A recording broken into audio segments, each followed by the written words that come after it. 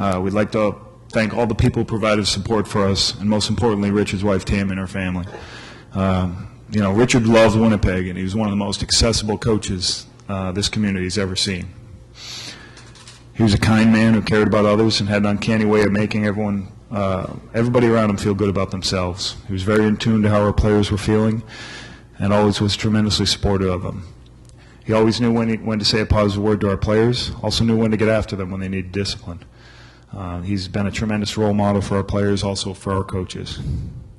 This is still very new to us, and we're still all in shock. Our players, our coaches are devastated with this sudden loss. We all will be greatly affected in not having daily conversations with Richard each day. The support around the country has been tremendous. It shows how much Richard was respected in every community he's coached. His last day was one in which he was able to be on the football field with the game he loved, spend time with the fans he was so fond of, and most importantly, the players he loved so much. And he'll be greatly missed by all of us. Open up to questions. Paul, what did you say to the players today? I would, we started our meeting at 9, and as the guys were filtering in, I was in my office looking, and obviously this will probably be the most difficult team meeting I ever have in the course of my career as a coach. It's probably been the hardest 2 days, obviously. I told the players what had happened. I tried to give them a timeline so they understood what happened yesterday. Then we had our team chaplain talk, and I didn't want to do a lot of football today, but I wanted the players on the field, so we had no meetings, but we went out on the field for a quick walkthrough and did our mock game like we always do. We opened it up for some players to speak if they wanted to speak. Obviously, a lot of emotion. Can this team rise through this for tomorrow? I think they want to. I think they want to. I think the thing in this crazy game of football is you always feel good after wins, no matter what happens. And obviously the win is not the most important thing that happened to us this week, or putting ourselves in position to win a game. But I'm sure the players want to respond. And we talked about getting refocused back and take your time to grieve and then get ready to play football. Personally for you, what did Richard do for I believe I'm, between Cavis and myself, I'm 41 years old. I'm one of the younger coaches in the CFL. Richard's 23 years older than me, almost. So, in some ways, I always talk, he's a father figure to the play. He's almost a father figure to me. He was always the most loyal guy, and he would every day come in and give me something, whether it was, and usually it was positive. When it's something he really liked, he'd come into the office, shut the door, and say, "That was really good you did today." And yesterday we had a conversation. It was one of the first conversations I had of the morning. He came in and sat down. We talked about a couple of issues we wanted to handle and how we wanted to handle it,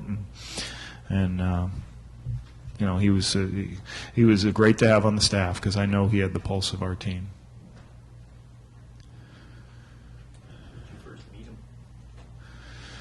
2001, maybe my second year in the league when he was beating the BC Lions. So, that's the thing about Richard. You don't really work with him, but everybody knows him and everybody likes him. So it took me, I don't know how many years till I actually worked with him, but I felt like I'd been on the same staff with him, and that's how he was. What do you miss most about I mean, just conversations daily with him, and football can be horrible in the fact that we have to play a game in 2 days. You don't get 4 days. You don't get a week. You just have to go back and continue to go.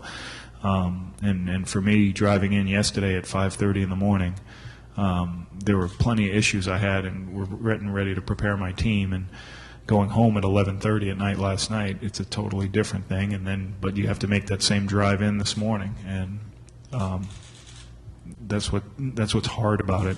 But that's also why the relationships are so special, like the relationship with Coach Harris and being with a bunch of guys, and being part of a family. You've never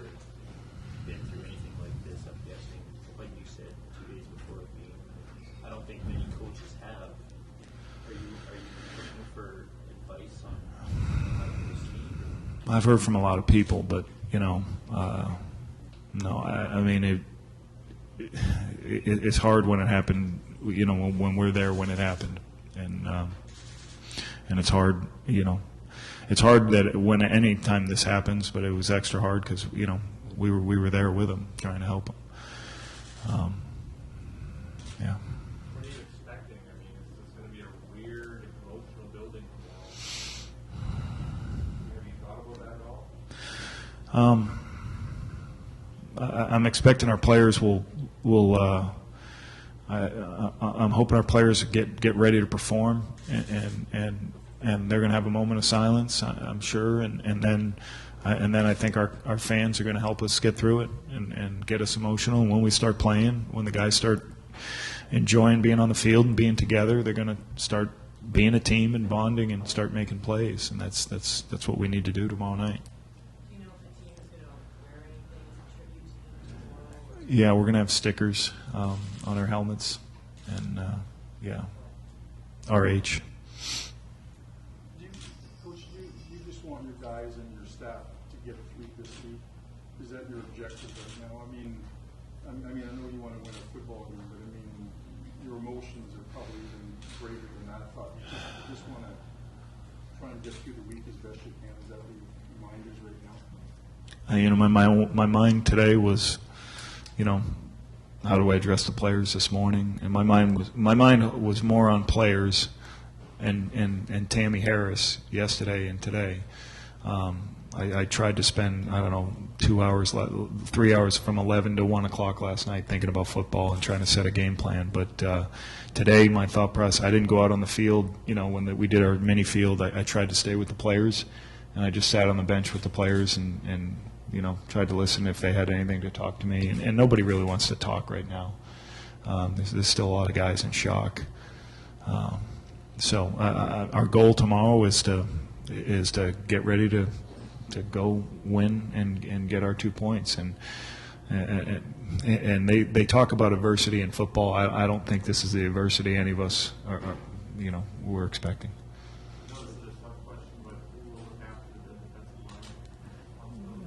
Our coaches, we'll be okay with that. Casey, Tim, and I can even help out if they need it. But the defensive coach will be fine between the 3 coaches. Excuse me, Arash. Yeah, Doug was at the facility when we left, and there's about 20 players here, and I brought them all in the weight room and told them what was happening at the end, and then I went to the hospital with Tammy, and then when they declared Coach Harris, I called Doug, and I called him later that night from Tammy's house, because I've had a very good relationship with Doug since I've got here, and I knew him before, and obviously him and Richard had such a good relationship. So yeah, I wanted to make sure he was abreast of everything.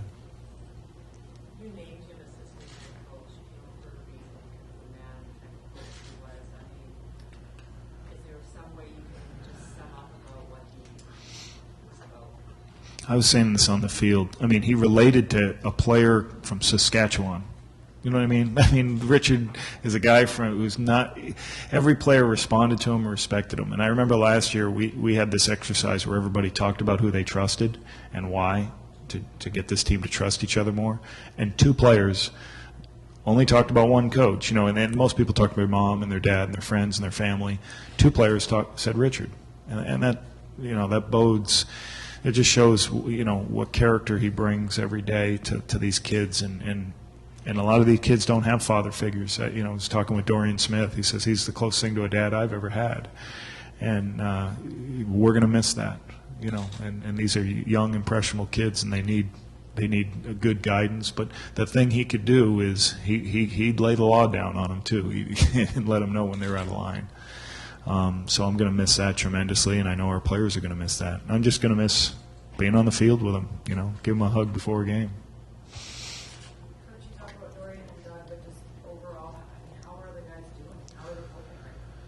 I would say they're still in shock.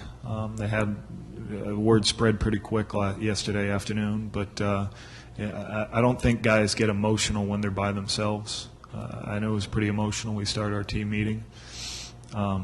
So I think, emotions got kind of ripped open again today at several spots.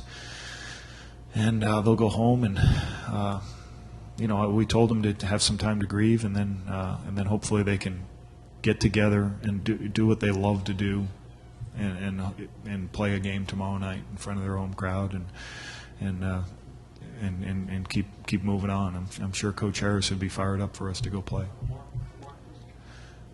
can I ask you about Buck and his progression and the tough momentum, especially in that second half of last week, and then at practice today or this past week, he couldn't miss. Is he just getting better? One thing he and I were talking about the other day is, Buck's been a veteran in this league, but he's only played before this year, he's only played 5 games in this system.